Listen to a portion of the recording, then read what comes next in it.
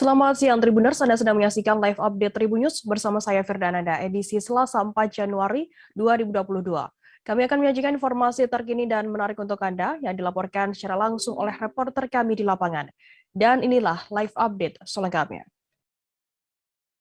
Kita ke berita pertama, saudara, sesosok mayat ditemukan di Kecamatan Pulau Ende, Kabupaten Ende, Nusa Tenggara Timur pada Minggu 2 Januari. Hasil identifikasi diketahui sosok mayat tersebut merupakan nelayan warga Dusun Parbajo 2, Desa Redodrori, Pulau Ende, bernama Mursalim Bima, 36 tahun. Untuk mengetahui informasi lebih lengkapnya akan disampaikan oleh rekan jurnalis kami dari Pos Kupang, ada Oris Goti di sana. Halo Oris. Halo Firda.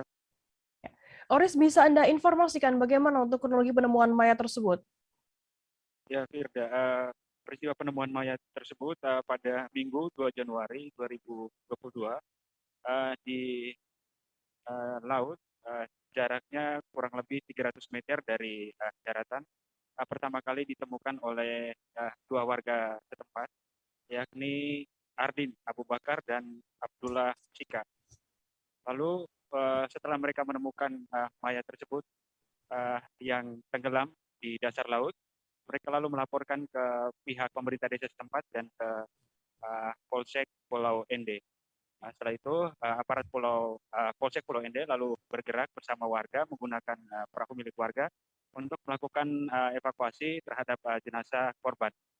Saat evakuasi memang sempat menemui kendala di mana tubuh korban dalam posisi tengkurap di dasar laut, lalu tubuhnya terlilit tali nilon. Setelah melakukan evakuasi, jenazah berhasil dibawa ke darat, lalu dilakukan pemeriksaan oleh pihak medis. Setelah itu, warga bersama aparat kepolisian membawanya kepada pihak keluarga untuk selanjutnya dimakamkan. Sekian Firda. Oris, sejauh ini apakah sudah ada pernyataan dari pihak kepolisian sendiri mengenai penyebab kematian dari korban? Ya, Kapolsek Pulau Ende, Ibda Kamaludin yang sudah saya konfirmasi, beliau menegaskan bahwa penyebab utama kematian dari Mursalim Bima ya murni karena kecelakaan, tidak ditemukan adanya tanda-tanda kekerasan pada tubuh korban. Sekian Firda. Oris, bagaimana kemudian reaksi dari pihak keluarga sendiri seusai mayat tersebut ditemukan? Ya, Ibda Kamaludin juga sudah membangun komunikasi dengan pihak keluarga dan pihak keluarga sudah menyatakan untuk menolak bahwa jenazah itu dilakukan otopsi dan mereka menerima kepergian atau kematian dari Mursalim Bima ini sebagai suatu peristiwa kecelakaan. Tidak bisa menerimanya dengan ikhlas dan lapang dada. Sekian Firda. Baik, Tribuners, jurnalis kami tadi juga sudah menghimpun keterangan dari Kapolsek Pulau Ende, Ibda Kamaludin. Berikut liputannya untuk Anda. Masalah kendala memang ada, yaitu faktor cuaca yang tidak bersahabat saat mengevakuasi korban dari dasar laut ke permukaan air laut, dan masyarakat tidak berani untuk menyelam dikarenakan masyarakat belum berani mendekat bila belum ditangani oleh pihak kepolisian, sehingga saya bersama anggota langsung melakukan evakuasi di sekitar di permukaan air laut. Mengevakuasi korban dari dalam dasar laut ke atas permukaan air laut membutuhkan waktu sekitar kurang lebih 10 menit, dan kemudian korban dievakuasi dari tempat kejadian perkara, lokasi kejadian, ke puskesmas membutuhkan waktu kurang lebih sekitar 20 menit. Himbauan dari kami pihak kepolisian sektor Pulau Ende kepada masyarakat Kecamatan Pulau Ende, yang mana sebagian besar masyarakat warganya bermata pencarian sebagai nelayan, agar selalu berhati-hati saat melaut, karena akhir-akhir ini cuaca agak ekstrim dikarenakan bertepatan dengan musim barat sesuai himbauan dari BMKG nasional. Dan kami menghimbau kepada warga agar selalu berhati-hati dan waspada pada saat melaut, sehingga tidak terjadi hal-hal yang tidak diinginkan. Kita beralih ke Jawa Tengah, Saudara. Sekretaris Desa Sambidur Tanon, Kabupaten Sragen, Jawa Tengah, berinisial IWK, 32 tahun, dianiaya ayah kekasihnya TY, 42 tahun. Saat kejadian pemukulan, IWK mengaku ada 4 orang yang terlibat, termasuk TY. Selain dipukul yang mengarah ke bagian wajah, IWK juga mendapatkan ancaman verbal. IWK mengalami luka lebam hingga luka robek pada pelipis kanan.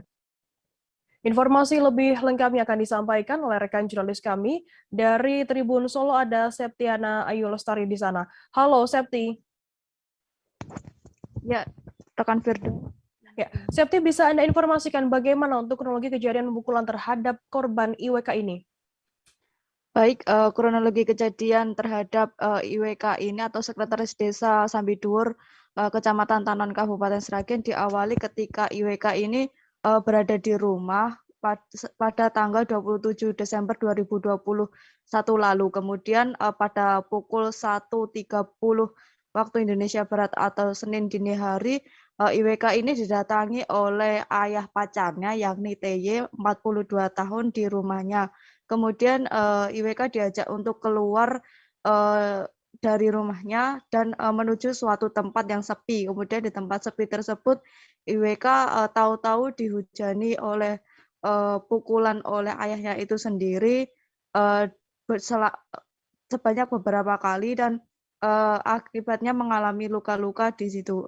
Penyebab dari pemukulan itu sendiri ditengarai karena ayah pacarnya IWK ini tidak menyetujui hubungan IWK dengan anaknya karena terpaut usia yang cukup jauh, di mana saat ini IWK berusia 32 tahun dan anak pelaku ini masih berusia 19 tahun. Ya, Firda. Septi, kemudian bagaimana untuk dampak penganiayaan tersebut? Apa yang dialami oleh korban sendiri? Yang dialami oleh korban tentu saja mengalami luka cukup lumayan parah di bagian wajahnya, terutama di bagian mata, dikarenakan pukulan tersebut mengenai mata yang menyebabkan matanya hingga pada dijumpai seminggu setelah kejadian, matanya masih merah dan saat ini masih belum dapat digunakan untuk membaca secara normal atau masih buram dan masih menggunakan satu mata saja untuk membaca. Untuk kondisi tubuhnya kemarin demam dikarenakan memang setelah mendapat perawatan selama 1 minggu dan baru saja keluar dari rumah sakit masih mengalami demam. Ya, betul. Septi, bagaimana kemudian untuk proses hukum yang dijalani oleh pelaku sendiri? Apakah saat ini korban juga sudah melaporkan pelaku ke pihak kepolisian?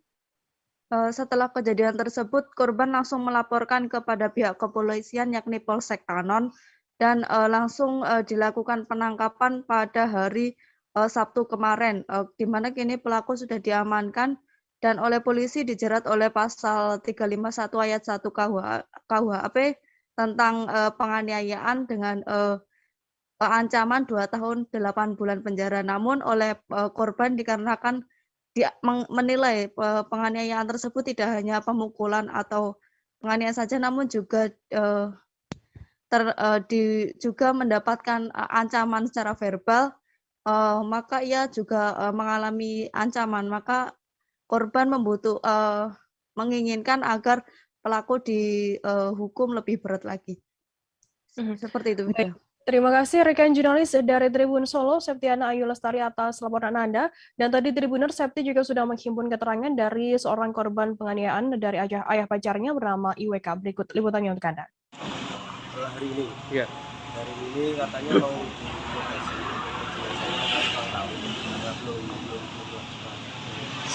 Mas, suaranya agak keras ya? kurang ini sih mas, gendeng mas. Iya. Ya, Kedatangan ke sini apa mas? Saya kurang paham karena ini katanya mau dipanggil sama saksinya ke sini tadi. Jadi belum tahu mau kasih keterangan apa kayak itu belum tahu. Siapa yang manggil? Bapak Anit, Bapak Warsito. Mas, kemarin kan pasalnya kan 2 tahun 8 bulan. Bagaimana mas dengan pasal tersebut? Itu sudah pantaskah atau ada tuntutan lain atau harapan kepada penegak hukum? Jadi gini mas, mungkin saya rasa kurang ya, karena itu kan bahasanya saya di rumah terus diajak keluar. korbannya udah nggak saya pedulikan kayak gitu. Jadi mungkin lebih mengarah keadilan lagi lah. Untuk penegak hukum apresiasi, saya apresiasi, cuma mungkin kurang, dalam artian kurang untuk pasalnya. Selain ancaman apa Mas yang diharapkan? Yang dilakukan ngomong ini sih, ngomong diminta isisan ini. Warga di Kompleks BTN RT 3 RW 3 Distrik Sorong Manlai, Kota Sorong, Papua Barat dibuat geger dengan penemuan mayat di sebuah rumah di wilayah tersebut pada Senin 3 Januari kemarin. Diketahui mayat tersebut merupakan Abdul Zainul alias Cecep 40 tahun yang berjenis kelamin laki-laki. Untuk mengetahui informasi lebih lengkapnya, saya sudah tersambung dengan jurnalis dari Tribun Papua Barat, ada Safwan Ashari Rahrusun di sana. Halo Safwan. Halo, Firda. Ya. Safwan, bisa Anda informasikan seperti apa pantauan Anda di lapangan terkait kematian seorang pria di Kompleks BTN dan bagaimana saat ini kondisinya? Ya, Firda dan juga Tribuners dimanapun Anda berada, hari ini dapat saya kabarkan dari Kota Sorong, Papua Barat, bahwa sekitar pukul 3 sore kemarin terdapat sesosok mayat yang diketahui, yang belakangan diketahui adalah ia merupakan Abdul Zainal atau alias Cecep, ditemukan di dalam rumahnya dalam kondisi tidak bernyawa lagi. Berdasarkan keterangan yang diperoleh oleh dari masyarakat sekitar, Cecep diketahui tidak lagi melakukan aktivitas sejak tanggal 1 kemarin hingga tanggal 3 kemarin, dengan adanya aroma bau menyengat dari dalam rumah sehingga masyarakat curiga dan langsung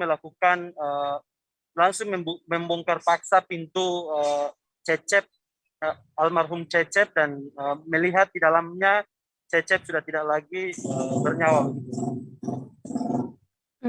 Kemudian sejauh ini langkah apa yang sudah diambil oleh pihak kepolisian untuk mengungkap kasus tersebut? Ya, setelah dilaporkan setelah masyarakat dalam hal ini RT setempat melaporkan langsung ke pihak kepolisian, dan setibanya para aparat kepolisian tiba di lokasi tersebut dan langsung melakukan olah TKP serta membawa jenazah tersebut ke rumah sakit untuk dilakukan visum, dan untuk sampai saat ini kami belum mendapatkan keterangan lebih lanjut begitu, Firda. Safwan, mungkin bisa Anda informasikan bagaimana kemudian pendapat dari masyarakat sendiri terkait almarhum semasa hidupnya?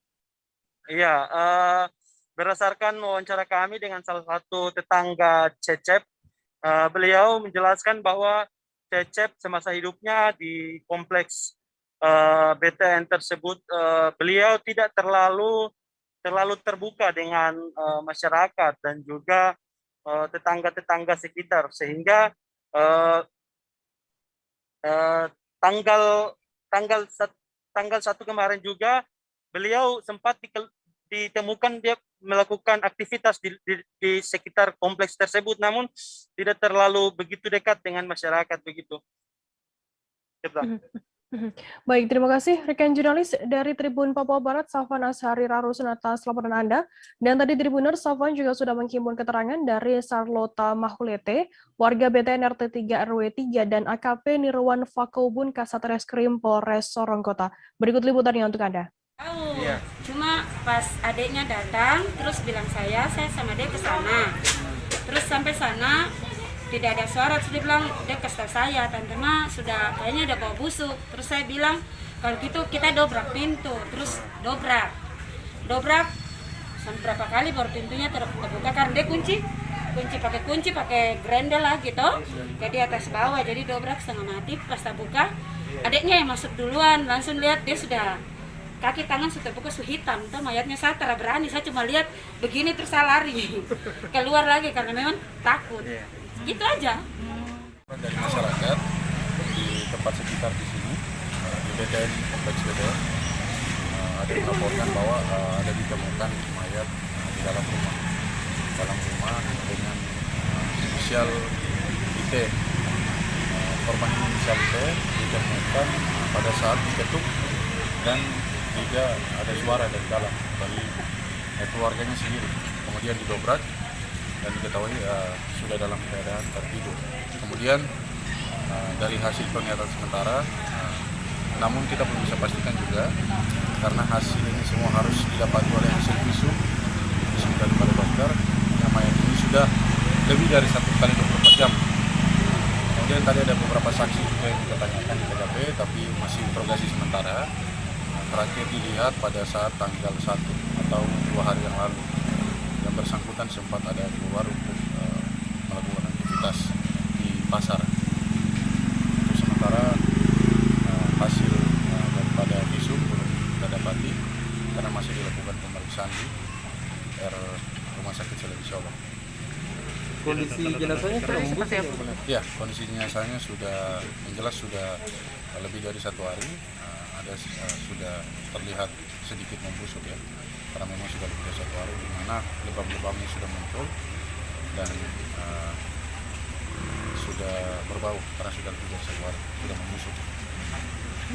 Tanda kekerasan dalam tubuh. Untuk tanda-tanda belum bisa kita pastikan, yang jelas tanda-tanda itu harus dari visum dokter. Dari tanda-tanda sampai sekarang belum ada, dan cairan-cairan juga belum ada. Yang kita temukan dari cairan hidung atau mulut atau alat kelamin almarhum yang kita temukan. Kantor ekspedisi Ninja Express di Nagan Raya dirampok oleh orang tak dikenal atau OTK pada Senin 3 Januari dini hari. Uang yang ada di dalam kantor yang beralamat di Desa Blangtungah, Kecamatan Kuala Nagam Raya tersebut sebanyak 200 juta rupiah raib dibawa kabur oleh pelaku. Informasi lebih lengkapnya akan disampaikan oleh rekan jurnalis kami dari Serami News Indonesia, ada Rizwan di sana. Halo Rizwan.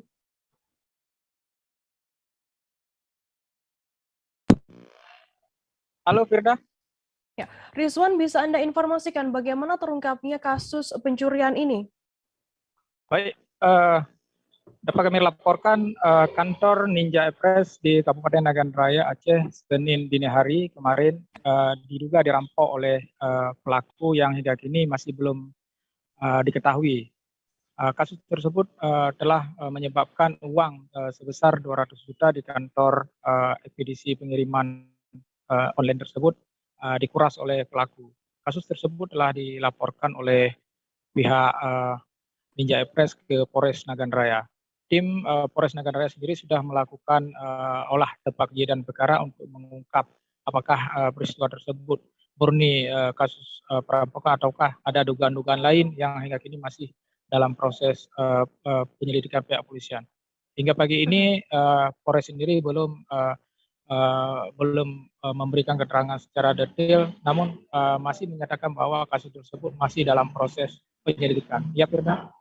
Rizwan, bisa Anda informasikan terkait bagaimana saat ini aktivitas kantor ekspedisi tersebut pasca adanya perampokan ini? Halo, Firda. Ya. Rizwan, bisa Anda informasikan bagaimana aktivitas kantor ekspedisi pasca kasus perampokan tersebut?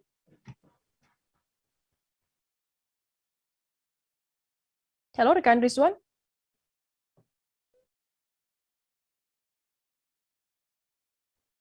Halo rekan Rizwan, bisa mendengar kami dari studio?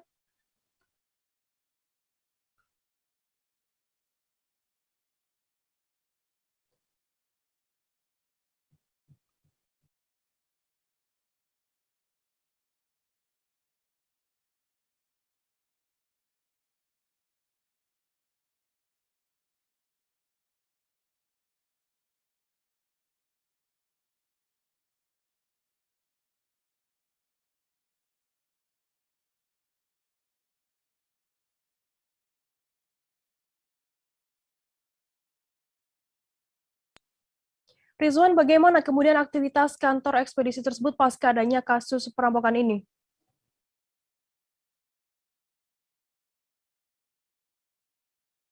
masih hingga pagi ini aktivitasnya masih tutup karena masih dalam proses penyidikan pihak kepolisian. Garis polisi masih dipasang di kantor EPDC Ninja Express tersebut. Iya, Firda? Oke, kemudian Rizwan, apa saja upaya yang dilakukan oleh pihak kepolisian guna mengungkap kasus perampokan ini? Iya, Firda. Untuk mengungkap kasus tersebut, pihak kepolisian hingga Selasa pagi ini masih memeriksa sejumlah karyawan dari perusahaan tersebut. Jadi pihak polisi masih minta keterangan pihak-pihak yang mengetahui apakah ini murni kasus perampokan oleh pihak dari kalangan luar ataupun apakah ada keterlibatan dari pihak orang dalam. Sejauh ini polisi masih menyelidiki kasus tersebut. Ya, Firda. Oke, berarti saat ini masih dalam proses penyidikan dari pihak kepolisian begitu. Baik, terima kasih rekan jurnalis dari Serambi News Indonesia, Rizwan, atas laporannya. Selamat bertugas kembali. Dan tadi Tribuners, Rizwan juga sudah menghimpun keterangan dari pekerja Ninja Express bernama Halidin. Berikut liputannya untuk Anda.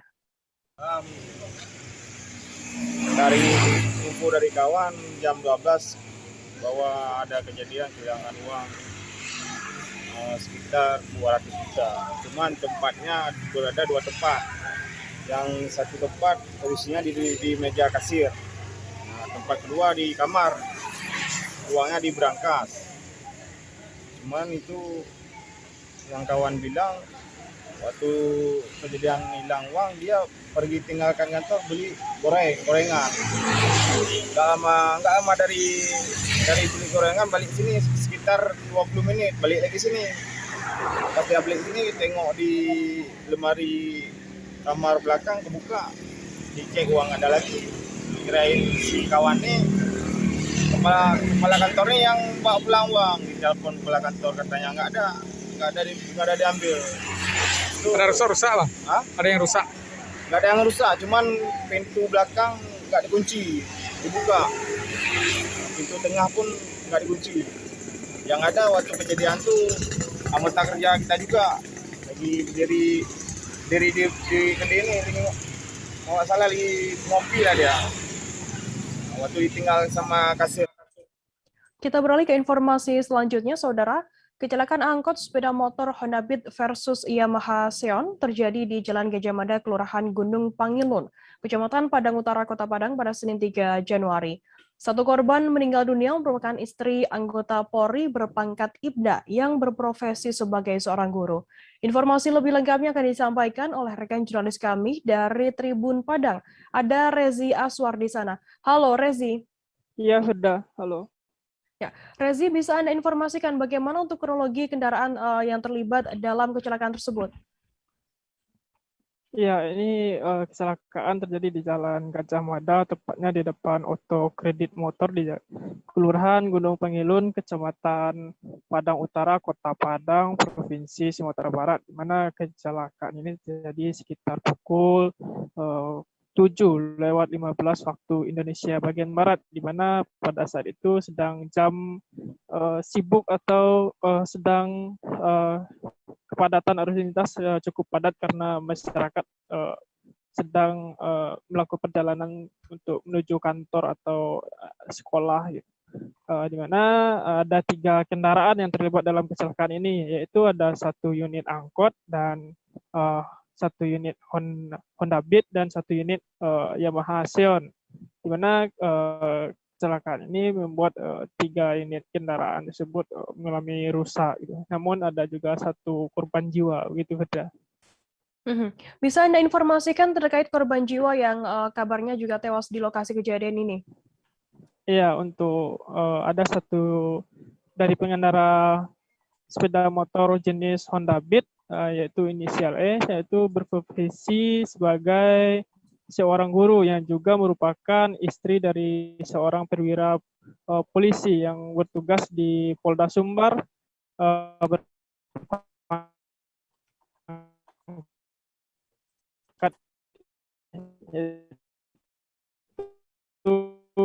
di bagian SPM Jamil, Kota Padang. Dan ada lagi 1 korban luka-luka, yaitu pengendara Yamaha Xeon mengalami luka-luka yang cukup parah, sehingga juga dibawa ke rumah sakit ke Ibnu Sina, gitu Firda. Rezi, beredar kabar bahwa sopir angkot yang terlibat kecelakaan ini melarikan diri begitu. Apakah memang ini benar atau bagaimana? Kemudian tindakan dari pihak kepolisian sendiri? Ya, kami telah melakukan wawancara dan konfirmasi kepada Kasat Lantas Polresta Padang, AKP Alvin, di mana ia mengatakan bahwa kejadian atau peristiwa kecelakaan ini murni tabrak lari, sehingga pada saat kejadian supir dari angkot tersebut yang ada di lokasi langsung meninggalkan lokasi kejadian dan sampai saat ini belum diketahui keberadaannya. Dan saat ini pihak kepolisian Satlantas Polresta Padang bekerjasama dengan Satreskrim Polresta Padang untuk mengungkap dan mencari keberadaan pelaku, juga melibatkan tim kelewang Polresta Padang. Begitu, Firda. Baik, terima kasih rekan jurnalis dari Tribun Padang, Rezi Azwar, atas laporan Anda. Selamat bertugas kembali. Dan tadi Tribuners, Rezi juga sudah menghimpun keterangan dari seorang warga, Prama Ermawati, dan juga AKP Alvin, Kasat Lantas Polresta Padang. Berikut liputannya untuk Anda. Sudah itu ibu tagak sebentar langsung masuk kantong di apa polisi nanya kata utole kan. Apa sih kendaraan ibu? Kendaraannya itu obit kedua-duanya. Itu ada angkot ibu? Angkot ada ya bu? Angkotnya iya angkot yang mabai, yang mantap kan. Ada berapa orang yang luka-luka? Penumpangnya kan banyak, penumpangnya enggak nampak ibu bebe, cuma yang kursi yang nampak ibu punya yang cowok tuh lah nyangkut lo di orang rumah sakit di kapan. Yang meninggal guru SD. Yang guru SD di Bale yang meninggal itu. SD berapa? 17 ya. Ibu itu tinggal di perumahan Kelano, di KTP Salili langsung. Iya. Jam berapa tadi? Jam 7 lah. Sedang macetnya sih bapak jalan ini. Iya, orang di keluar Tekaraju sekolah. Jadi kejadiannya pada hari Senin tanggal 3 Januari pukul 7.15 di Jalan Gajah Mada depan Autokredit, motor kelurahan Gunung Panggilan, Kecamatan Padang Utara. Jadi mobil angkot ini kontra sepeda motor. Ini dari arah selatan, dari arah Alai menuju arah Simpang Cinju.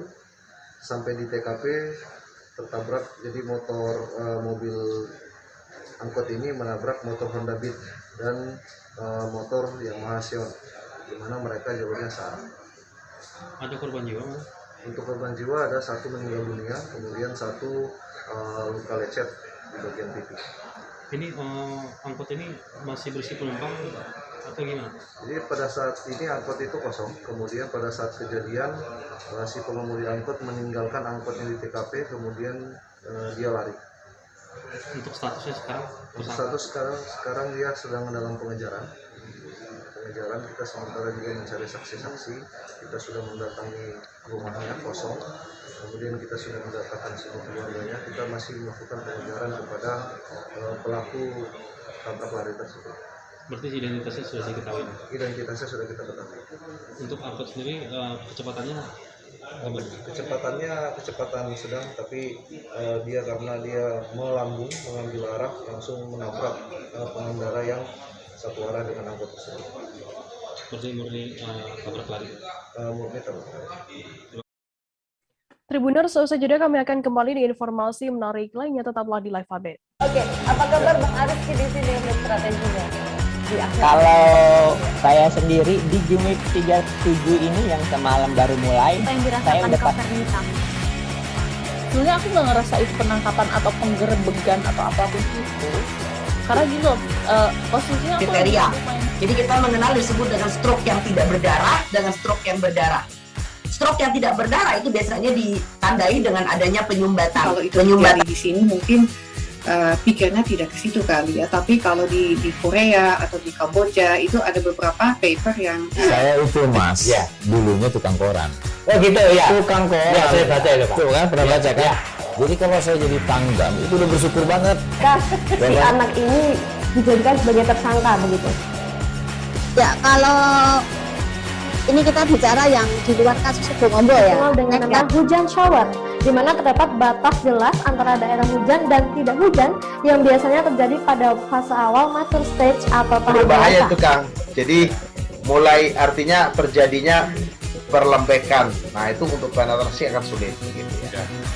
Dok saya ini Memang tidak mudah, bukan urusan tanah diambil. Kalau misalnya Amerika Serikat sekarang, Rasulullah mengatakan dalam sebuah hadis bahwa berpuasa di 6 hari Syawal itu. Oke, apa kabar Bang Arif di sini untuk strateginya? Kalau saya sendiri di Jumit 37 ini yang semalam baru mulai, saya udah sebenarnya aku nggak ngerasa itu penangkapan atau penggerebegan atau apapun itu, karena gitu posisinya aku kriteria. Jadi kita mengenal disebut dengan stroke yang tidak berdarah dengan stroke yang berdarah. Terima kasih Anda masih bersama kami di Live Update. Kita beralih ke informasi selanjutnya, Saudara. Polda Jawa Timur mengerahkan tim khusus untuk mencari seorang DTNI asal Palestina berinisial MDH, 41 tahun yang kabur dari rumah detensi imigran Rudenim, Surabaya di Pasuruan, Jawa Timur. Sejak mendapat laporan tersebut pada Minggu 2 Januari, anggota tim khusus tersebut sudah mulai melakukan pelacakan dan pengejaran terhadap warga negara asing ini. Terlebih pada saat petugas mendapati laporan mobil yang dikendari oleh MDH untuk kabur pada siang hari, ditemukan terparkir dalam keadaan rapi di halaman Masjid Hidayatullah, Karangketuk, Gading Rejo, Kota Pasuruan pada hari yang sama. Informasi lebih lengkapnya akan disampaikan oleh rekan jurnalis kami dari Tribun Jatim, ada Luhur Pambudi di sana. Halo Luhur. Halo Firda. Ya, Luhur, bisa Anda informasikan bagaimana upaya dari Polda Jatim ini untuk mengkoordinasikan Polres jajaran untuk mengejar WNA tersebut? Oke, dari pihak Polda Jatim, sebagaimana yang kita sudah lansir tadi, memang sejak dilaporkan insiden kaburnya si DTNI asal Palestina ini sejak hari Minggu ya, Minggu siang itu pihak Polda Jatim, terutama dari Satreskrim Polres Pasuruan, kemudian bekerja sama dengan Satreskrim Polres Pasuruan Kota melakukan upaya pengejaran terhadap si MDH, berinisial MDH ini. Jadi dia adalah WNA asal Palestina yang memang diketahui kabur ya dari rumah detensi imigrasi Rudenim, Surabaya yang berkantor di Kabupaten Pasuruan. Videonya sempat viral untuk upaya pelarian yang dilakukan oleh si MDH tersebut yang berusia 41 tahun itu, dan pihak Polda Jatim melalui 2 Polres tersebut sudah melakukan upaya pelacakan, kemudian upaya pengejaran terhadap si MDH itu. Dan memang informasi terbaru yang didapati oleh pihak kepolisian adalah ditemukan sebuah mobil Chevrolet yang merupakan mobil kepala dinas ya, kepala dari pihak Rudenim. Jadi itu mobil dinas plat merah jenis Chevrolet yang memang digunakan kabur oleh si MDH itu, ternyata ditemukan di sebuah area parkir halaman sebuah masjid yang ada di kawasan Polres, yang ada di kawasan Pasuruan Kota. Jadi memang jaraknya tidak terlampau jauh ya dari lokasi area Rudenim yang berada di Kabupaten Pasuruan. Dan dari pihak kepolisian ternyata hingga saat ini informasi yang paling terbaru kami sampaikan dari pihak Polda Jatim, bahasanya pihak Satreskrim dari Polres Pasuruan dan Polres Pasuruan Kota sudah melakukan pemeriksaan terhadap 4 orang petugas Rudenim terkait insiden kaburnya seorang DTNI tersebut.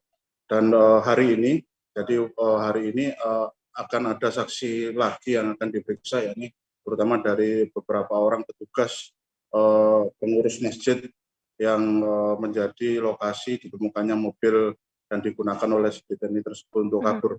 Dan memang aksi upaya untuk memarkirkan mobil di area masjid tersebut sempat terekam kamera pengawas area masjid di Masjid Hidayatullah di Kota Pasuruan, semacam itu. Luhur, untuk hingga saat ini sudah ada berapa saksi yang diperiksa oleh penyidik? Hingga saat ini sejak Minggu sampai sekarang ini masih 4 orang, dan rencananya memang siang hingga sore nanti pihak pengurus masjid akan dimintai keterangan oleh pihak Satreskrim Polres Pasuruan Kota untuk menggali, kemudian mencari tahu detail dari temuan tersebut. Dan informasi yang kami himpun dari Kabid Humas Polda Jatim, Kombes Pol Gatot Rebiandoko, memang tidak cuma memeriksa para saksi, jadi pihak kepolisian juga memeriksa, akan semacam mengumpulkan rekaman CCTV di beberapa titik rute jalan yang diduga menjadi pelarian dari si WNA tersebut, yakni rute-rute pasca si WNA tersebut keluar dari area masjid tempat dia memarkirkan mobil yang sempat digunakan dia untuk kabur, semacam itu. Luhur, selain CCTV yang dikumpulkan oleh pihak kepolisian tersebut, kemudian alat bukti apa lagi yang saat ini sudah dikumpulkan oleh pihak polisi? Ya, sejauh ini dari pihak kepolisian masih menghimpun ini ya, rekaman CCTV yang beberapa waktu yang lalu sempat beredar di media sosial, kemudian kemarin juga menghimpun rekaman CCTV yang ada di area masjid yang juga sempat viral, merekam aksi tingkah laku dari si WNA tersebut berjalan melenggang keluar area masjid. Dan hari ini juga pihak Satreskrim dari Polres Pasuruan Kota juga mengambil beberapa rekaman CCTV di sejumlah ruas jalan di sekitar area masjid, dan nanti untuk melacak kemana rute pelarian si WNA tersebut. Jadi memang semacam itu, dan untuk hasil untuk data-datanya memang sementara hanya rekaman CCTV dan keterangan dari beberapa saksi ketika kejadian, semacam itu. Luhur, bagaimana? Mungkin bisa Anda informasikan sedikit mengenai kronologi awal WNA berinisial MDH ini kabur dari rumah detensi imigran. Oke, untuk detail dari kronologinya, sebagaimana informasi yang kami himpun dari pihak Kanwil Kemenkumham Jatim, jadi memang si MDH ini ternyata memanfaatkan kelengahan petugas ya ketika dia hendak memasukkan jemuran. Jadi ketika petugas melakukan mekanisme penutupan bangunan yang ada di Rudenim, itu area untuk mengamankan para deteni yang ada di dalam Rudenim, ternyata si deteni tersebut, si MDH ini ternyata saat itu dugaan langsung menerobos pintu yang ada di dalam bangunan Rudenim itu, kemudian jalan menuju ke ruang tempat area pengumpulan kunci kendaraan. Jadi di sana si pelaku, si deteni tersebut berusaha untuk mengambil beberapa kunci.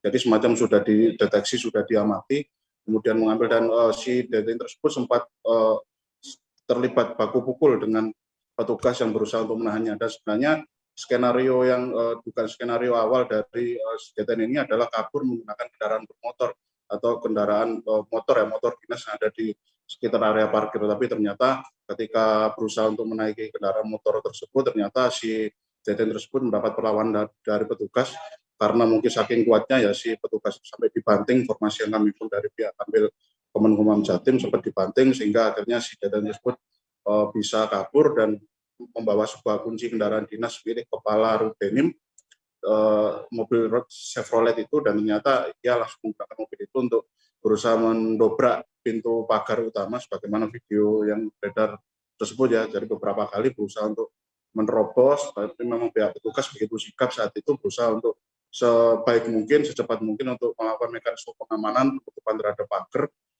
area pembatas di area parkir di area Rudenim tersebut. Kemudian ternyata si deteni tersebut masih terus berusaha untuk melakukan mekanisme untuk upaya kabur dengan cara menabrakkan pagar, dan akhirnya pagar tersebut jebol, kemudian lari sekitar pukul 13, jadi sekitar pukul 1 siang, dan ternyata hanya jangka sekitar 2 jam atau kurang dari 2 jam, yang ternyata petugas juga mendapati adanya mobil tersebut yang digunakan MDH untuk kabur itu ditemukan di sebuah area masjid, area parkir masjid, semacam itu, Firda. Baik, terima kasih rekan jurnalis dari Tribun Jatim, Luhur Pambudi, atas laporan Anda. Selamat bertugas kembali. Dan tadi Tribuners, Luhur juga sudah menghimpun keterangan dari Kabid Humas Polda Jatim, Kombes Pol Gatot Repli Handoko. Berikut liputannya untuk Anda. Melarikan dirinya salah satu warga negara Palestina di daerah Pasuruan. Langkah-langkah yang sudah kami ambil adalah yang pertama, kami meminta keterangan dari pihak Rudenim, kemudian juga kami akan melakukan penyitaan di mana ditemukannya kendaraan waktu yang dibalado oleh yang bersangkutan. Itu juga kami dari pihak, karena diketemukannya di masjid, jadi kami juga minta keterangan dari pihak masjid untuk mencari tahu ke arah kemana larinya yang bersangkutan. Dan tim gabungan dari Polres Pasuruan kabupaten dan kota dibantu dari Ditkrimsus dan Ditkrim Polda Jatim sudah turun melakukan pencarian terhadap warga negara Palestina tersebut. Untuk ini ada tanda-tanda di mana orangnya betul? Ya, kalau kami masih mempercayai yang bersangkutan masih di daerah Jawa Timur. Ya, kita juga minta bantuan dari masyarakat setempat untuk menginformasikan keberadaan yang bersangkutan. Itu yang paling utama. Untuk jumlah saksi kan secara spesifik jumlahnya berapa? Saksi yang sudah kita minta keterangan dari pihak Rudenim itu ada 4 orang. Nah, kemudian rencananya juga hari ini kami akan minta keterangan dari pihak pengurus masjid di mana kendaraan itu ditemukan di daerah atau lokasi masjid tersebut di daerah Pasuruan Kota. Dari status DPO atau gimana? Ya, kita lakukan pencarian dulu. Kalau memang nanti akan dikeluarkan DPO, nanti kita koordinasikan dulu penanganannya karena sifatnya masih dalam penyelidikan. Pemerintah Provinsi Sulawesi Selatan melakukan pengadaan mobil golf atau golf cart di awal tahun 2022. Mobil golf tersebut terparkir di pelataran gedung utama kantor Gubernur Sulsel, Jalan Urip Sumoharjo pada Senin 3 Januari. Perawakannya tak sama seperti mobil golf biasanya. Kendaraan listrik milik Pemprov Sulsel ini memiliki 6 kursi atau seat, bodinya dan bodinya lebih panjang. Informasi lebih lengkapnya akan disampaikan oleh rekan jurnalis kami dari Tribun Timur, ada Siti Aminah di sana. Halo Amin. Halo, Firda. Ami, bisa Anda informasikan sejak kapan mobil golf tersebut hadir di kantor Gubernur Sulsel dan total berapa anggaran yang digelontorkan? Baik, pada awal tahun 2022 ini pemerintah Provinsi Sulawesi Selatan melakukan pengadaan barang berupa mobil golf atau golf cart, di mana mobil golf tersebut baru dilihat penampakannya pada Senin 3 Januari 2022 kemarin. Nah, ini merupakan pengadaan barang yang dilakukan oleh Biro Umum Sekretaris Daerah Provinsi Sulawesi Selatan, di mana anggarannya mencapai 100 juta lebih satu unit, dan memang hanya ada satu unit yang diperadakan oleh Pemprov Sulsel melalui Biro Umum Setda Provinsi Sulawesi Selatan.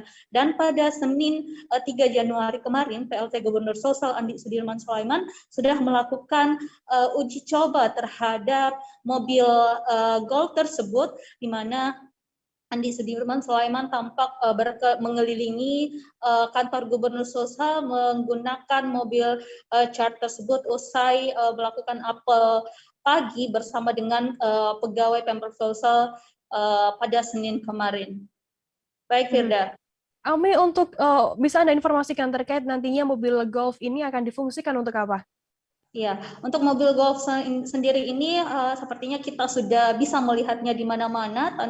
Biasanya kan hanya ada kita hanya bisa melihat di lapangan golf, tapi beberapa instansi industri baik itu pemerintahan juga sudah menghadirkan mobil golf ini di kantor-kantor mereka, termasuk pemerintah Provinsi Sulawesi Selatan.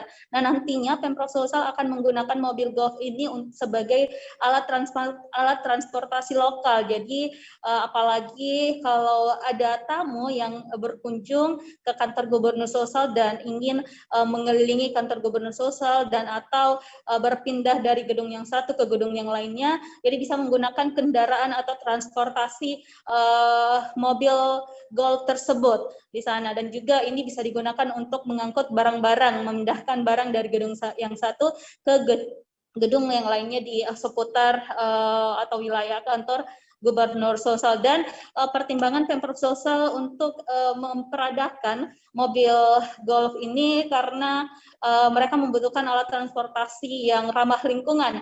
Seperti kita ketahui, mobil golf ini tentu tidak berbahan bakar minyak, tanpa BBM, elektrik, hanya menggunakan aki dan di-charge agar bisa digunakan kendaraan tersebut. Jadi ini Pemprov Sulsel menganggap bahwa kendaraan ini sangat ramah lingkungan dan juga tidak menimbulkan kebisingan. Dan apalagi jika ada kejadian atau kriminalisasi terjadi di Pemprov Sulsel, pihak orang di dalam sana akan bisa mudah memantau pergerakan pencuri menggunakan kendaraan tersebut karena tidak bisa didengar suaranya, tidak seperti dengan kendaraan pada umumnya yang bising, bunyinya suaranya lebih keras seperti itu. Ami, bisa Anda informasikan selain mobil Golf begitu apa saja program atau pengadaan barang dan jasa yang saat ini sedang diproses di Pemprov Sulsel? Baik, untuk mengawali tahun 2022 ini sejumlah mungkin kegiatan-kegiatan Pemprov Sulsel sudah mulai berjalan, dan tentunya untuk program besar seperti pengadaan pembangunan, pekerjaan infrastruktur, jalan dan drainase, jembatan tentunya sudah mulai digas oleh Pemprov Sulsel, di mana sudah ada beberapa yang masuk dalam tahapan lelang dini. Jadi ini untuk memudahkan pekerjaan-pekerjaan agar nantinya cepat selesai dan bisa langsung dinikmati oleh masyarakat. Dan salah satu pengerjaan yang sudah masuk ke program yang sudah masuk dalam lelang dini Pemprov Sulsel yakni pembangunan Stadion Matuanging. Nah, ini juga menjadi salah satu fokus pemerintah Provinsi Sulawesi Selatan untuk memberikan fasilitas olahraga yang nyaman dan bagus bagi seluruh masyarakat Provinsi Sulawesi Selatan, khususnya bagi pemain PSM andalan Pemprov Sulsel tentunya. Jadi memang ada beberapa program yang sudah berjalan, ditancap gasnya pada awal tahun ini agar bisa berjalan efektif dan cepat selesai pembangunannya sebelum habisnya masa penganggaran tahun 2022 mendatang. Firda. Baik, terima kasih rekan jurnalis dari Tribun Timur, Siti Aminah atas laporan Anda. Selamat bertugas kembali. Kita beralih ke informasi selanjutnya, Saudara. SD Negeri Cipete di Kecamatan Keragilan, Kabupaten Serang, Banten belum menggelar pembelajaran tatap muka atau PTM terbatas pada Senin 3 Januari. Pelaksanaan pembelajaran tatap muka itu digelar dalam kondisi sarana yang terbatas. 7 orang guru tampak sedang berdiskusi mengonsepkan metode pembelajaran tatap muka. Selain menggelar PTM dalam kondisi keterbatasan, sekolah tersebut juga turut terdampak pembangunan tol Serang-Panimbang. Informasi lebih lengkapnya akan disampaikan oleh rekan jurnalis kami dari Tribun Banten, ada Desi Purnamasari di sana. Halo Desi. Halo rekan Firda. Ya, Desi, bisa Anda informasikan bagaimana pantauan Anda di lapangan di hari pertama pelaksanaan PTM ini? Iya, baik rekan Firda. Sebelumnya memang pantauan di hari pertama PTM pembelajaran tatap muka secara terbatas ini di SD Negeri Cipete, Kecamatan Keragilan, Kabupaten Serang sendiri belum dapat menggelar metode PTM tersebut. Dan memang pelaksanaan pembelajaran tatap muka digelar secara terbatas.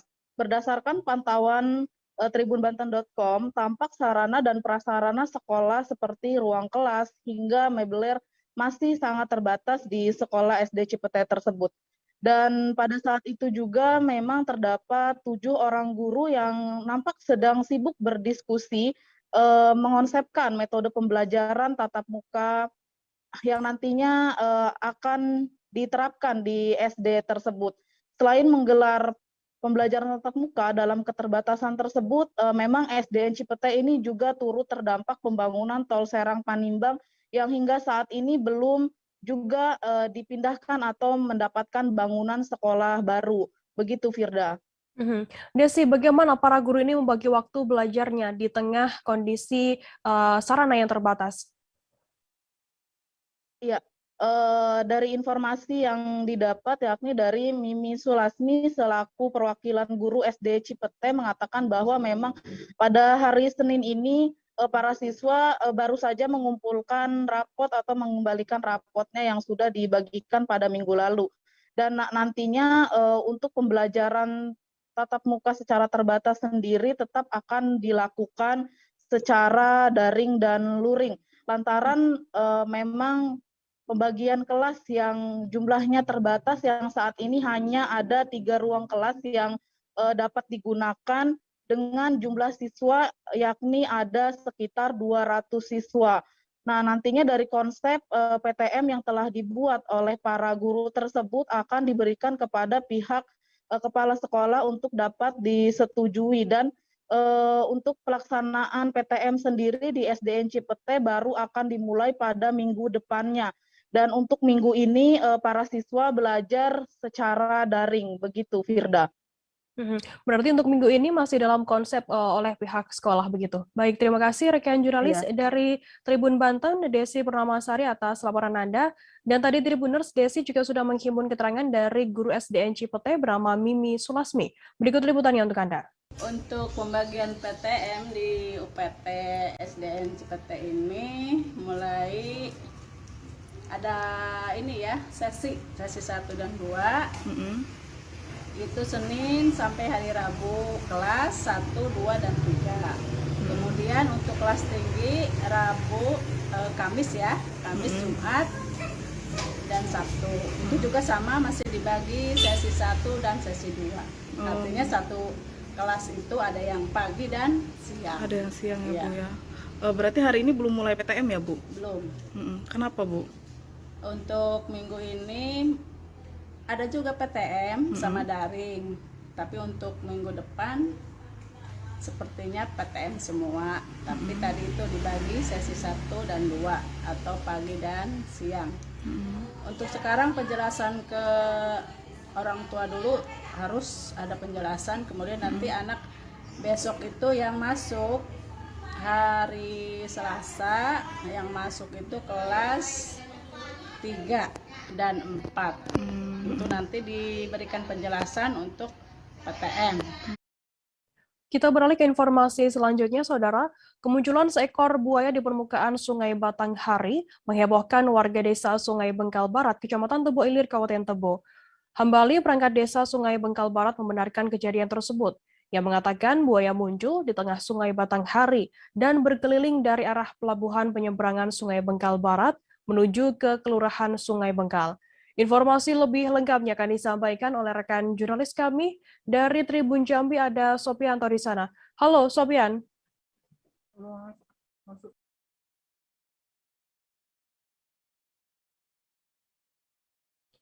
Halo rekan Sopian. Halo Firda. Ya, Sopian, bisa Anda informasikan bagaimana awal mula munculnya buaya itu di Sungai Batanghari ini? Oke, dapat saya sampaikan seekor buaya yang muncul di permukaan Sungai Batanghari pada Minggu 2 Januari 2022 sekira pukul 12.00. Warga setempat sempat panik pada kemunculan buaya tersebut. Buaya muncul bermula pada penyeberangan Sungai Bengkal Barat menuju pelabuhan penyeberangan Kelurahan Sungai Bengkal. Nah, tapi ada yang aneh pada kejadian itu. Buaya tersebut seperti kebingungan, begitu Firda. Berapa jam buaya tersebut muncul di permukaan Sungai Batanghari ini? Baik, menurut keterangan dari perangkat desa Sungai Bengkal, buaya muncul sekitar 2 jam di permukaan Sungai Batanghari, terlihat seperti kebingungan, begitu Firda. Apakah sudah ada imbauan begitu terkait adanya munculnya buaya tersebut dari pihak pemerintah setempat? Baik, saat dikonfirmasikan kepada Camat Tebo Ilir, berpesan kepada warga di sana untuk hati-hati dalam beraktivitas di Sungai Batanghari, seperti melakukan mandi di Sungai Batanghari ataupun melintas di Sungai Batanghari. Demikian Firda. Berarti buaya ini tidak ditangkap oleh oleh pemerintah setempat dan juga warga di sana, berarti, Sofyan? Sampai saat ini belum ada keterangan Firda. Baik, terima kasih rekan jurnalis dari Tribun Jambi, Sopianto, atas laporan Anda. Selamat bertugas kembali. Kita beralih ke informasi selanjutnya, Saudara. Suasana haru bercampur gembira terjadi di dermaga C Pelabuhan Pelindo Dumai saat KRI Banjarmasin 592 bersandar di pelabuhan pada Senin 3 Januari. KRI Banjarmasin 592 yang bersandar di Pelabuhan Pelindo Dumai ini membawa sekitar 450 prajurit TNI Angkatan Darat dari Batalion Infanteri 131 Braja Sakti setelah menyelesaikan tugas pengamanan perbatasan Republik Indonesia Papua Nugini sekitar 9 bulan lamanya. Informasi lebih lengkapnya akan disampaikan oleh rekan jurnalis kami dari Tribun Pekanbaru, ada Doni Kusuma Putra di sana. Halo Doni. Halo rekan Firda. Ya, Doni, bisa Anda informasikan bagaimana suasana kepulangan prajurit TNI tersebut? Ya, terima kasih rekan Firda. Memang setelah 9 bulan lamanya menjalani operasi tugas negara dalam mengamankan batas-batas wilayah di perbatasan di Papua Nugini, tentu saat yang mengharukan itu ketika kembali dalam tugas negara dan bertemu bersama keluarga dengan keadaan sehat. Dan itu terjadi di pelabuhan Dermaga C Pelindo saat KRI Banjarmasin bersandar di pelabuhan tersebut. Ratusan atau sekitar 450 personil terlihat gembira wajahnya karena akan menemui keluarganya dan juga kembali ke kesatuannya. Sebelum kembali ke kesatuannya, para personel ini tentunya harus menjalani swab test karena memang pemerintah tidak ingin bahwa dengan kepulangan para pahlawan ini nantinya akan memberikan dampak buruk bagi keluarga karena memang COVID-19 ini masih menjadi pandemi yang perlu diwaspadai. Untuk itu pemerintah Kota Dumai dalam hal ini membantu dalam melakukan swab test yang sudah dilakukan oleh pemerintah Kota Dumai saat menyambut para personil yang ada yang bersandar di pelabuhan Dermaga C Pelindo Kota Dumai, sahabat rekan Firda. Doni, bisa Anda informasikan mungkin apa saja sebenarnya tugas mereka ini selama menjaga perbatasan RI dan Papua Nugini? Ya, rekan Firda, berdasarkan keterangan dari Komandan Batalion 131 BRS, yang mana para personel ini selama 9 bulan itu melaksanakan tugas patroli guna mengecek patok perbatasan RI dengan Papua Nugini.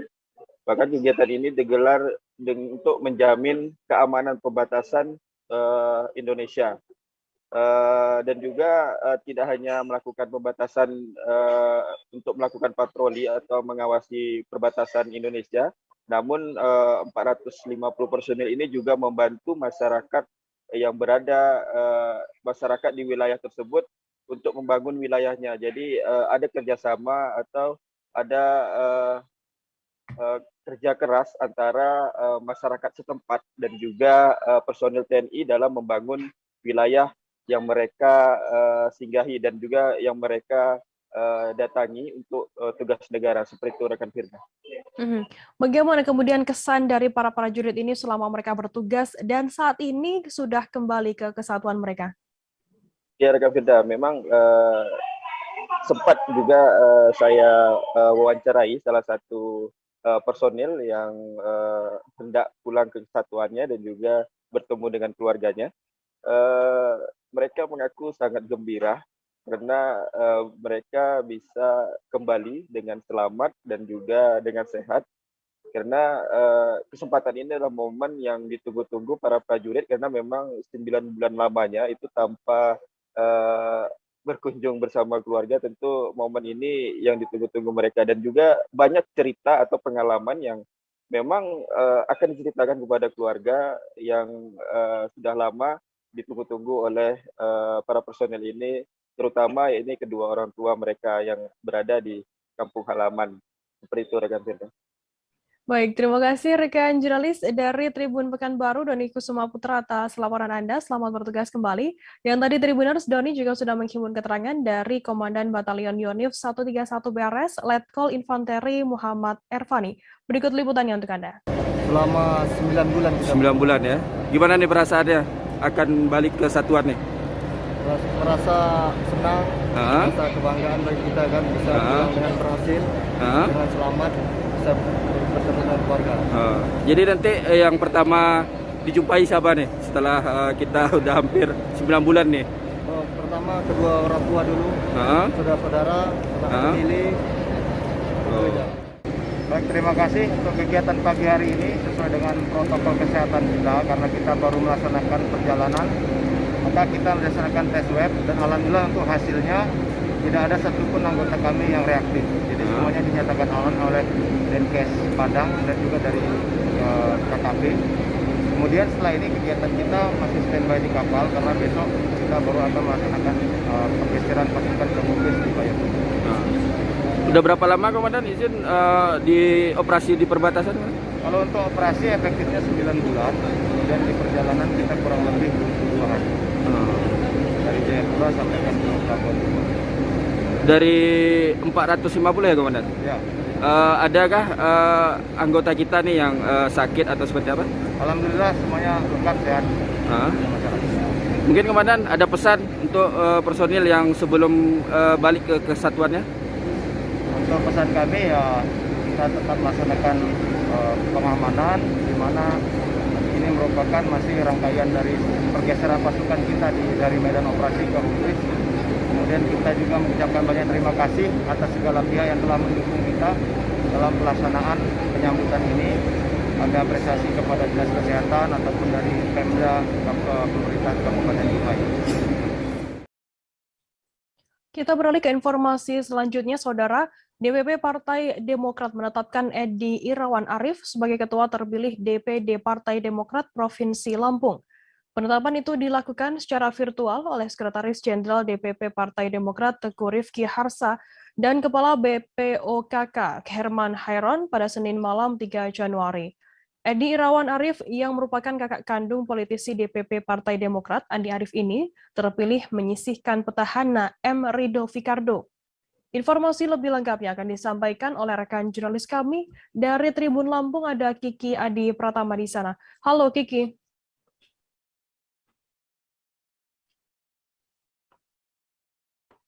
Halo rekan Firda. Kiki, bisa Anda informasikan bagaimana dinamika proses terpilihnya Edi Irawan ini sebagai Ketua Demokrat di Lampung dari awal hingga pengumuman kemarin malam? Baik, jadi memang penetapan Ketua DPD Demokrat terpilih Provinsi Lampung ini cukup lama ya, melalui proses pencalonan, kemudian juga proses fit and proper test sampai diproses oleh DPP Partai Demokrat. Awalnya mereka melakukan pemilihan ini melalui dengan mekanisme musda ataupun musyawarah daerah yang langsung dipimpin oleh Kepala BPOKK. Kemudian setelah musda itu muncul 2 nama dalam yang diusulkan oleh masing-masing Ketua DPC Partai Demokrat Kabupaten. Kemudian 2 nama itu yang diakomodir, kemudian 2 nama itu mengikuti fit and proper test oleh DPP yang digelar oleh DPP dan hasilnya cukup lama, baru saja ditetapkan pada tadi malam pukul 19.00 yang menetapkan DPP menetapkan Edi Irawan Arif sebagai Ketua DPD terpilih Partai Demokrat Provinsi Lampung. Begitu rekan Firda. Untuk sosok Edi Irawan Arif ini sendiri, sebenarnya apa latar belakangnya? Bisa Anda informasikan, Kiki? Untuk latar belakang Edi Irawan sendiri sebetulnya dia adalah akademisi, ya. Dia merupakan akademisi dan sekaligus waktu itu memiliki sebagai ketua yayasan Universitas Saburai Kota Bandar Lampung. Namun saat ini sudah tidak lagi menjadi ketua yayasan dan dia saat ini sebagai politisi. Dan dia bergabung di Partai Demokrat memang sudah lama sebagai anggota biasa. Namun ketika ada gelaran musda DPD Partai Demokrat pada November lalu, maka beliau mengikuti ajang pemilihan ketua itu dengan mencalonkan diri sebagai Ketua DPD Partai Demokrat Provinsi Lampung. Begitu rekan Firda. Kiki, setelah terpilih begitu untuk Edi Irawan Arif sendiri, bagaimana sikap Edi Irawan terhadap kubu petahana M. Rido Fikardo? Ya, memang dalam dinamika politik tentu pasti ada beda pandangan apalagi dari kubu lawan. Namun Edi ya, selaku ketua terpilih menegaskan bahwa dirinya siap menggandeng ataupun merangkul kepada seluruh kader Partai Demokrat di Provinsi Lampung. Begitu juga dengan kubu petahana ataupun kubu Pak Rido Fikardo. Jadi dia tidak menegaskan tidak akan membuang ataupun mengeluarkan pengurus-pengurus yang memang dulunya adalah kubu dari Pak Rido Fikardo. Begitu rekan Firda. Baik, terima kasih rekan jurnalis dari Tribun Lampung Kiki Adi Pratama atas laporan Anda. Dan tadi Tribuners, Kiki juga sudah menghimpun keterangan dari Ketua Umum DPD Demokrat Lampung terpilih, Edi Irawan Arif. Berikut liputannya untuk Anda. Izin Pak Edi, kabarnya kita sudah dipastikan terpilih sebagai Ketua DPD Partai Demokrat Lampung. Ini seperti apa nih Pak Edi? Ya, terima kasih. Tadi pukul 19.00 saya mendapat video call dari DPP Partai Demokrat, yaitu melalui Sekjen dan Kepala BPOKK. Dalam video call tersebut, Pak Sekjen mengatakan bahwa DPP Partai Demokrat telah menetapkan saya sebagai Ketua DPD Partai Demokrat Provinsi Lampung.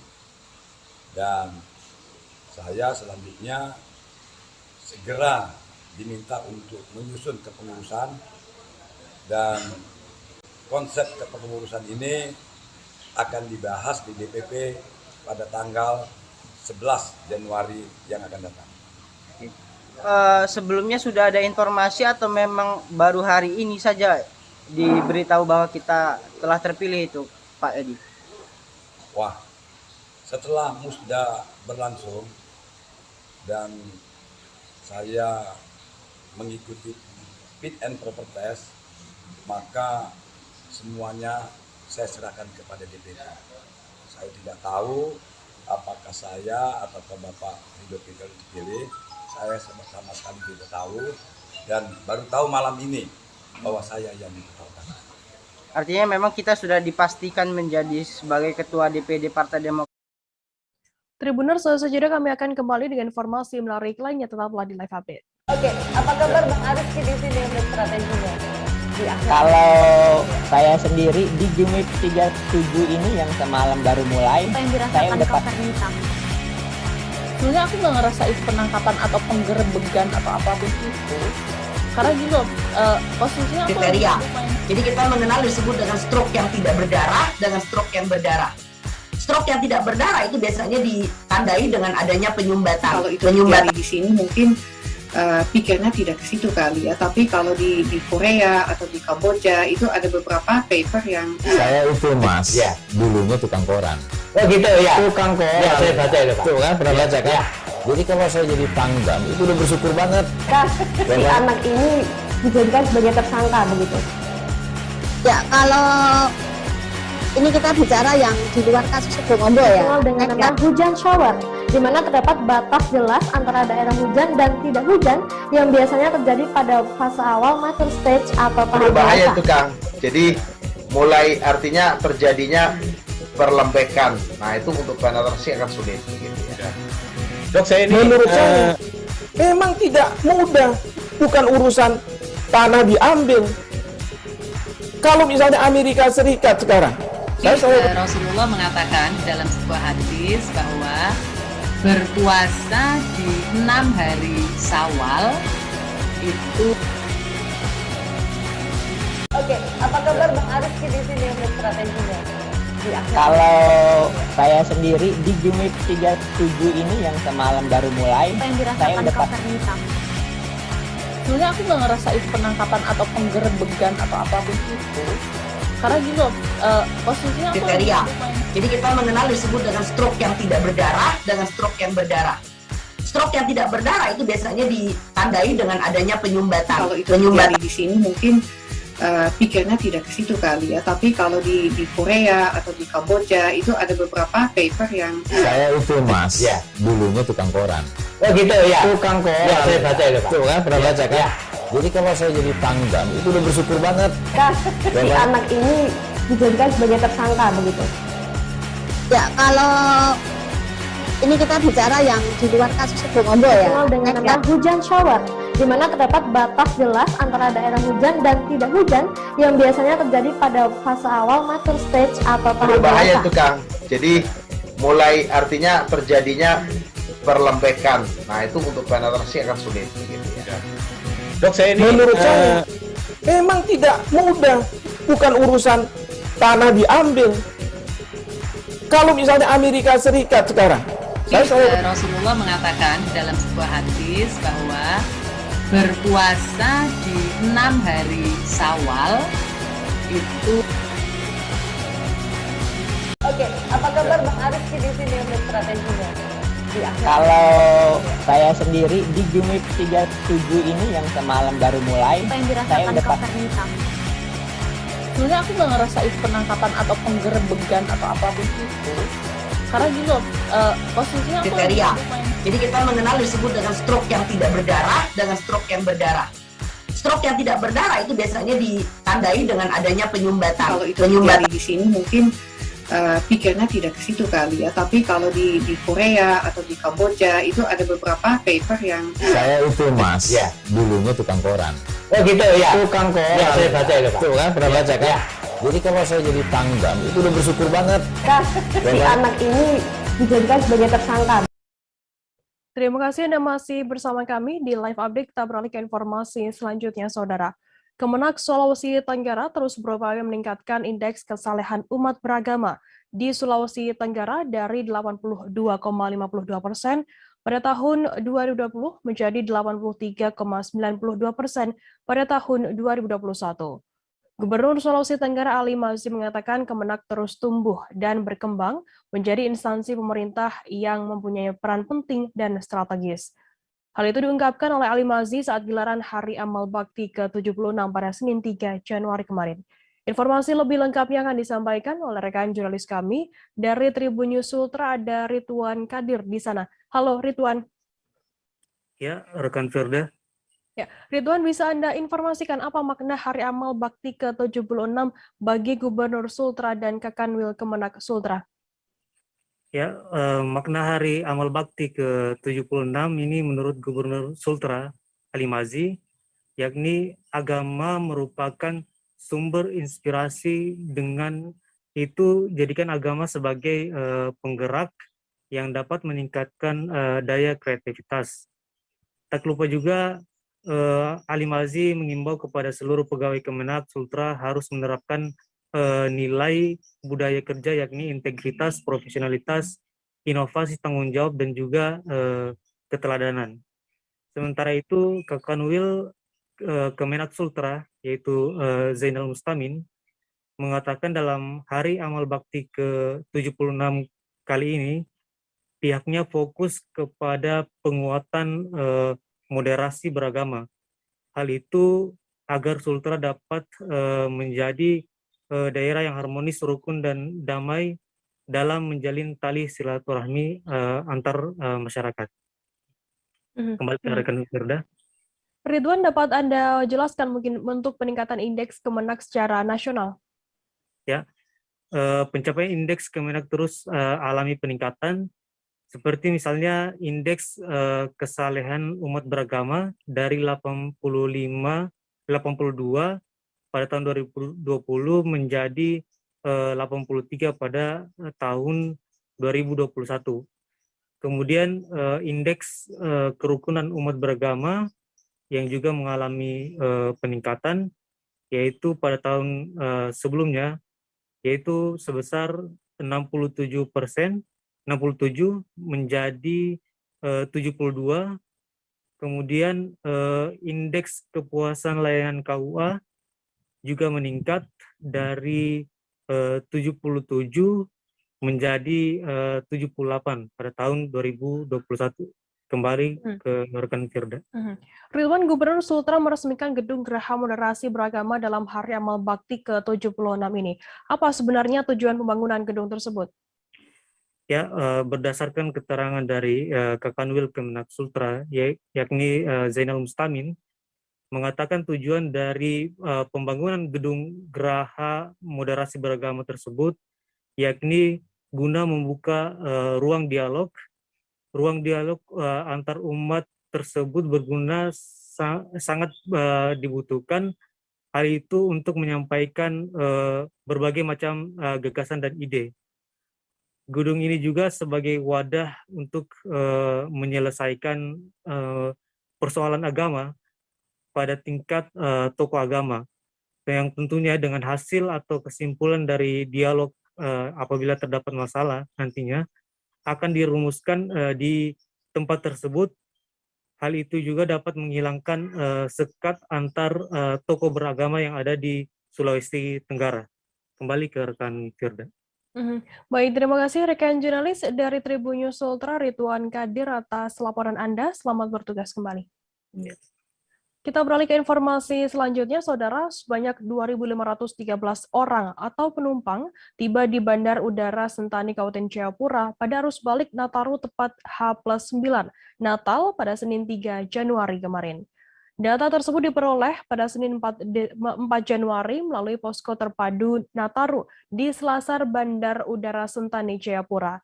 Pihak bandara juga akan menutup posko terpadu Nataru yang selama ini memantau dan melayani penumpang pada sore kemarin, maksud kami sebagai akhir dari momen Natal dan Tahun Baru. Informasi lebih lengkapnya akan disampaikan oleh rekan jurnalis kami dari Tribun Papua, ada Aldi Bimantara di sana. Halo Aldi. Ya, halo Firda dan juga Tribuners dari Bandar Udara Sentani. Berdasarkan pantauan saya memang arus lonjakan penumpang pasca libur Natal dan Tahun Baru ini sudah mulai mengalami lonjakan penumpang, Firda, dan juga Tribuners. Dapat saya informasikan berdasarkan pantauan saya di Bandar Udara Sentani, Kabupaten Jayapura, Papua, ini tercatat himpunan data dari posko Nataru yang ada di Selasar Bandar Udara Sentani ini terhimpun data untuk jumlah penumpang yang tiba di Bandara Sentani, Kabupaten Jayapura, pasca libur Natal dan juga Tahun Baru ini mencapai 2.513 orang. Data ini dikeluarkan per Senin 3 Januari 2022 atau H+9 Natal. Berdasarkan pantauan saya juga tadi sejak pukul 11.00 waktu Indonesia Timur, Bandar Udara Sentani di Kabupaten Jayapura, Papua ini sudah mulai dipadati oleh para penumpang yang tiba usai melaksanakan libur Natal dan juga Tahun Baru. Firda. Aldi, bagaimana dengan prediksi puncak arus balik dari pihak Angkasa Pura sendiri?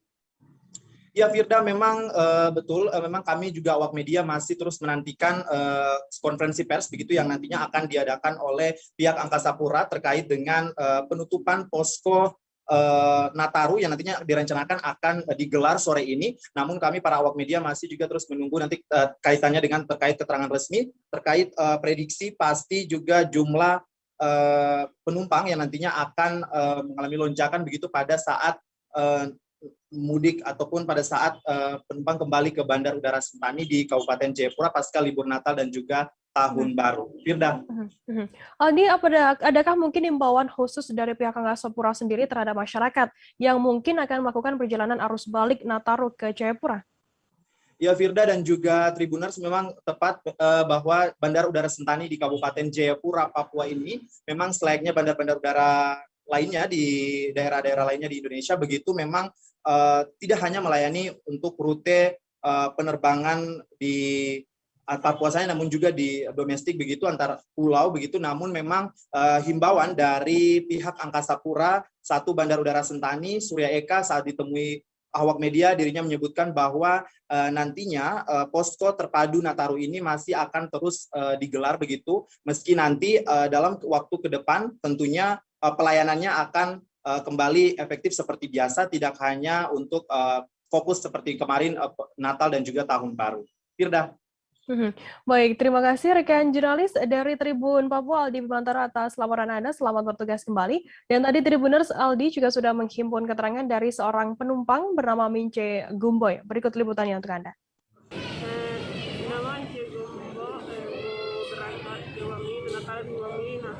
Mau Natalan kemana kakak? Ke Wamena. Kenapa memilih H-5 sebelum Natal, sebelum Hari Raya Natal sudah harus berangkat? Apa ada? Mau ikut Natal Wamena? Keluarga di sana kakak? Siap. Kemarin cari tiketnya susah atau agak sulit ya kakak? Siap. Berarti ini langsung penerbangan langsung ke Wamena. Untuk mau Natalan di sana kakak bersama keluarga. Kalau kakak lihat mungkin sendiri kalau Bandara Sentani sedikit mungkin untuk pelayanannya sendiri seperti apa yang kakak rasakan mungkin selama ini untuk dalam Natal. Kakak tahu ada posko di sana mungkin, posko Natal, segala macam? Siap Kakak, terima kasih Kakak. Selamat. Insiden kecelakaan terjadi di Jalan Nasional, tepatnya di Jalan Raya Pleyang, Desa Pengungsian Kecamatan Kabupaten Sampang, Madura pada Senin 3 Januari. Insiden tersebut melibatkan antara kendaraan Honda PCX dan truk trailer hingga mengakibatkan satu nyawa korban melayang. Informasi lebih lengkapnya akan disampaikan oleh rekan jurnalis kami dari Tribun Madura, ada Hanggara Pratama di sana. Halo Hanggara. Halo, rekan Firda. Hanggara, bisa Anda informasikan bagaimana kronologi terjadinya kecelakaan antara Honda PCX dengan truk trailer ini? Siap, terima kasih. Insiden maut ini melibatkan antara kendaraan roda PCX dengan truk trailer, di mana akibat dari kendaraan ini satu nyawa korban melayang. Adapun korban merupakan Ersat, berusia 40 tahun, warga desa Gunung Mate, Sampang, dan tidak lain adalah pengendara Honda PCX putih dengan nopol M5493PW. Adapun insiden ini bermula dari kendaraan truk trailer nopol B9750EE yang dikemudikan oleh Rangga, warga Jalan Tambak Mayor, Surabaya, melaju dari arah barat ke timur atau ke kota Sampang seperti itu. Nah, setibanya di TKP, truk yang dikemudikan oleh pria 26 tahun ini mengerem dengan tujuan untuk menghindari rintangan di depan. Akan tetapi kondisi rem pada truk trailer ini mengalami blong seperti itu, sehingga mendadak beralih jalur ke kanan. Artinya kepala truk atau truk trailer ini seketika ke kanan, sedangkan dari arah sebaliknya melaju Honda PCX dengan kecepatan sedang, sehingga tanpa adanya jarak yang cukup untuk menghindar, pengemudi PCX dengan truk trailer saling adu banteng, sehingga korban terpental dan kendaraan Honda PCX ringsek seperti itu. Hanggara, pasca insiden maut tersebut seperti apa untuk kondisi dari pengemudi Honda PCX ini? Nah, siap. Akibat benturan keras lantaran adu moncong antara Honda PCX dengan truk trailer ini, pengendara PCX mengalami luka parah di bagian kepala sehingga meninggal dunia di tempat kejadian. Sedangkan untuk pengemudi truk trailer kondisinya sehat walafiat, akan tetapi pada saat menabrak, supir sempat melarikan diri lantaran khawatir karena amukan massa seperti itu. Akan tetapi beberapa menit kemudian pihak atau petugas di lokasi berhasil mengamankannya sehingga langsung dibawa ke kantor Satlantas Polres Sampang seperti itu. Hanggara, bagaimana terkait penanganan dari pihak Satlantas Polres Sampang sendiri atas adanya kejadian insiden kecelakaan tersebut? Siap. Nah, selain mengevakuasi korban dan kendaraan yang terlibat, Satlantas Polres Sampang melakukan penyelidikan hingga saat ini. Di sisi lain saat ini mengamankan Rangga, yaitu supir truk. Mengingat insiden kecelakaan tersebut diduga adanya kelalaian, sebab lalainya tersebut mengemudi tidak mengecek kondisi truk terlebih dahulu sehingga terjadi kecelakaan. Dan selanjutnya prosesnya akan dinaikkan ke tahap penyidikan, dan selama penyelidikan dilakukan pengemudi akan tetap diamankan seperti itu, Firda. Selain itu, petugas juga mengamankan surat-surat kendaraan truk. Begitupun dengan SIM yang dimiliki oleh pengemudi truk, dan adapun SIM yang dimiliki oleh pengemudi truk ini sesuai, dan meskipun sopirnya terbilang masih muda, tapi sudah lama mengemudi truk trailer seperti itu, Firda. Baik, terima kasih rekan jurnalis dari Tribun Madura, Hanggara Pratama atas laporannya. Selamat bertugas kembali. Kita beralih ke informasi selanjutnya, Saudara. Tempat pembuangan akhir atau TPA sampah di Paku, Kecamatan Binuang, Kabupaten Polewali Mandar, Sulawesi Barat, sudah 3 hari ditutup oleh warga. Kondisi ini berimbas pada pengiriman sampah di sejumlah wilayah di Polman ke TPA Paku. Pasalnya, Kabupaten Polewali Mandar selama ini hanya mengandalkan TPA tersebut. Informasi lebih lengkap yang akan disampaikan oleh rekan jurnalis kami dari Tribun Sulbar, ada Hasan Basri di sana. Halo Hasan. Ya, halo Firda. Ya. Hasan, bisa Anda informasikan sejak kapan TPA sampah tersebut ditutup oleh warga? Oh ya, benar sekali Perda bahwa memang warga Pulau Wali Mandar ini, Sulawesi Barat ini telah melakukan aksi penutupan tempat pembuangan air sampah yang berada di Desa Paku, Kecamatan Binuang, Kabupaten Pulau Wali Mandar. Dan hari ini sudah memasuki hari ketiga penutupan.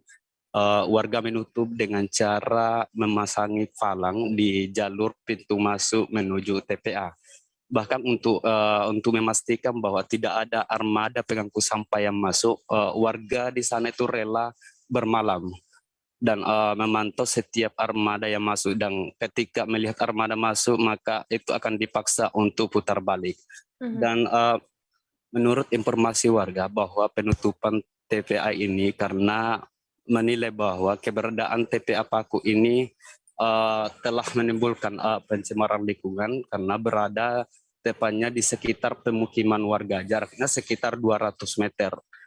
Dan oleh karena itu warga menginginkan agar TPA ini dipindahkan ke lokasi lain. Begitu, Kerda.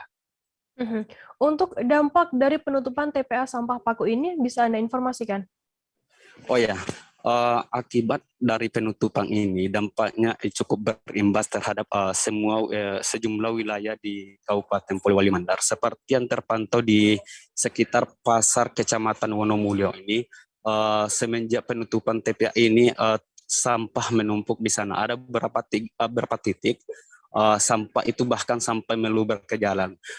Armada tidak bisa melakukan apa-apa karena tidak ada tempat pembuangan alternatif yang harus ditempati untuk membuang sampah.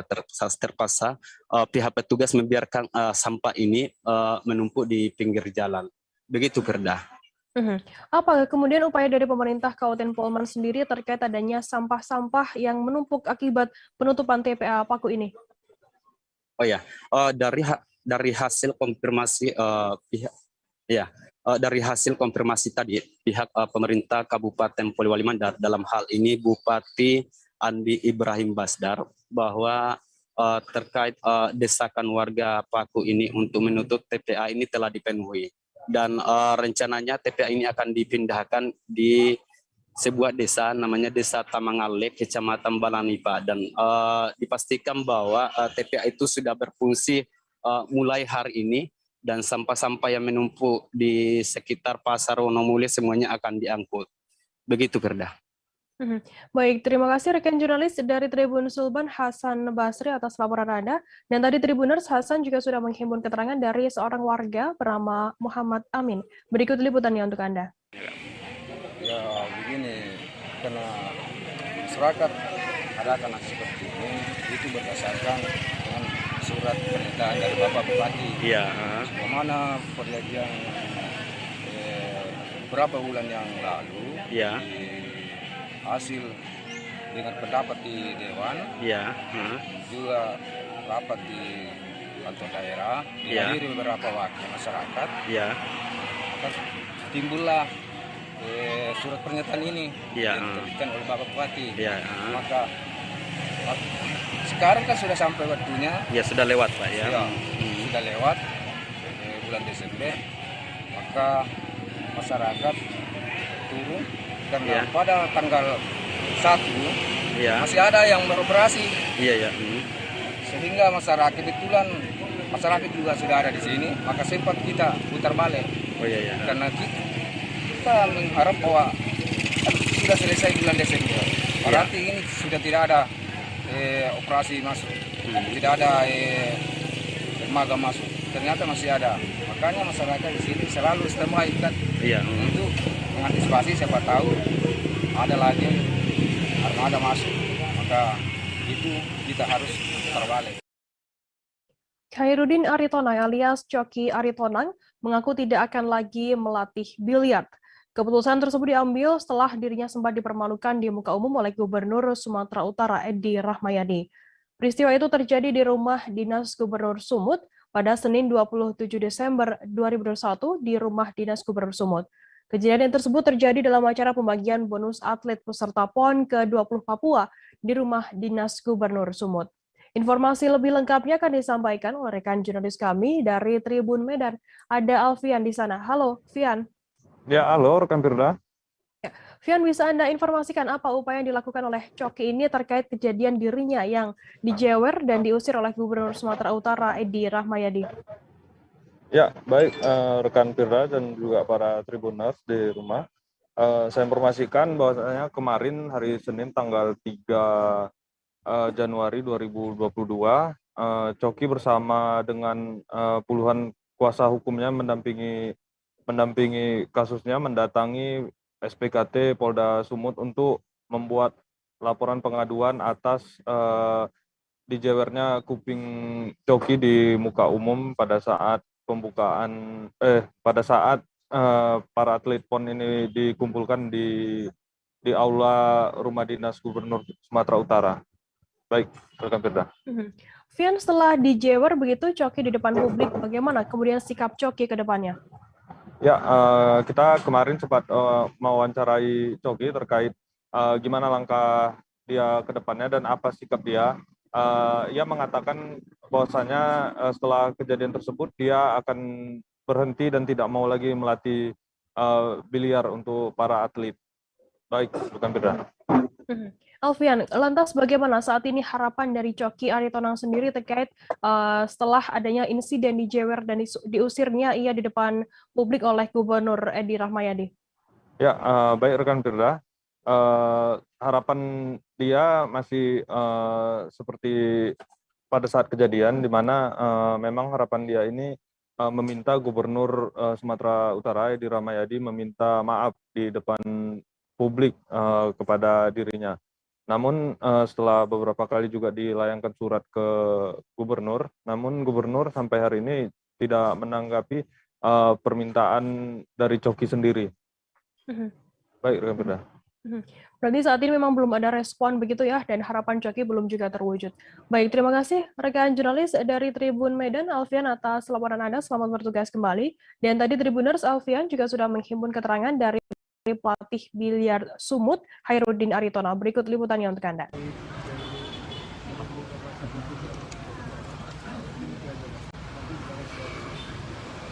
Masih ada pintu yang terkait somasi, Bang? Insya Allah sampai sekarang, Bang. Belum masih membuka itu. Kalau beliau juga hadir, saya pastikan terjadi bingkam. Bang, sempat diajak berdamai, Bang? Ya, Bang. Udah ada yang datang? Bang, berdamai. Sampai saat ini, Bang. Artinya setelah ini kita layangkan, kita buat laporan, jika kemudian beliau meminta maaf secara terbuka, apakah kemudian kita akan iya, ada masalah. Karena juga sebagai tanggung muslim, tapi tidak ada sampai hari ini langkah bersama dari pihak yang akan laporkan. Maafnya syaratnya apa tuh, Bang? Ya syaratnya tidak ada, Bang. Kita panggil bahwa media, acara saya, teman-teman yang lain juga bisa terbuka ya, Bang? Ya, terbuka ya? Saya kan nggak mau juga. Kalau ini salam-salaman juga saja, orang nggak tahu, orang nggak tahu, pikirannya nanti kayak mana kan? Kalau terkait karir kepelatihan gimana, Bang? Ada pengaruh nggak, Bang? Ya, saya kalau selama masih beliau menurutnya saya rasanya nggak akan mau melatih biliar lagi ya, Bang ya? Informasi tadi sekaligus menutup perjumpaan kita dalam live update hari ini. Jangan lupa saksikan terus live update di seluruh kanal YouTube dan Facebook Tribun Network. Saya, Ferdana, wakil yang bertugas, pamit undur diri. Terima kasih dan sampai jumpa. Jangan lupa like, subscribe, dan share ya!